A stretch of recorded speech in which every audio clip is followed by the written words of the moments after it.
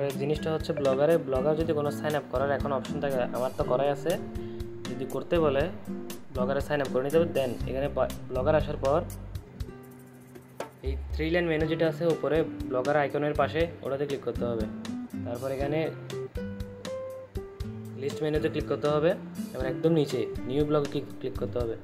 ব্লগের যে কোনো একটা টাইটেল দিয়ে দিলাম, অ্যান্ড নেক্সট। তারপর যে কোনো কিছু একটা আমার ইউআরএল যেহেতু লাগবে আমি ওটার উপর ডিপেন্ড করে যে কোনো একটা নাম দিয়ে দিলাম।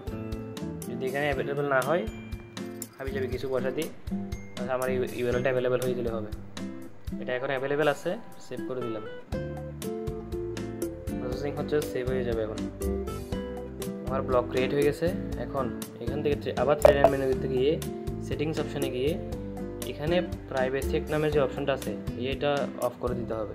তারপর আবার 3 লাইন মেনু, সেটিংসের উপরে থিমে গিয়ে এই কন্টেম্পো প্রথম ইয়েটা সিলেক্ট করে এখানে অ্যাপ্লাইতে ক্লিক করতে হবে। অ্যাপ্লাই হয়ে গেছে। এখন এই লিস্ট মেনুর আইকনে ক্লিক করার পর সুইচ টু ফার্স্ট জেনারেশনে ক্লিক করতে হবে। দেন সুইচ উইদাউট এ ব্যাকআপ এটাতে ক্লিক করতে হবে। এখন এডিট HTML, এখন যে HTML ফাইলটা দিব ওটা এখানে এসে বসা দিতে হবে। চেঞ্জ নেভিগেশন বারে ক্লিক করে অফে ক্লিক করলাম, সেভ। এখন এটা হয়ে গেছে। এখন এডিট HTML, এখানে যখন HTML ফাইলটা দেওয়া হবে ইউজারে তখন এটা সিলেক্ট করে দিয়ে পুরোটা কেটে দিয়ে আমাদের নিজের HTML ফাইলটা ওইখানে এসে বসা দিব। দেন ভিউ ব্লগে ক্লিক করলে আর এখানে সেভ ক্লিক করে দিয়ে ভিউ ব্লগে ক্লিক করলে কাজ শেষ। এখন HTMLটা বসা দেওয়ার পরে ভিউ ব্লগে ক্লিক করলে এরকম দেখাবে। এখন উপরে এখানে ক্লিক করে আমাদের HTTP ইউআরএলটা আমরা কপি করে নেওয়ার পর এটাকে নোটসে গিয়ে আবার সেভ করে দিব।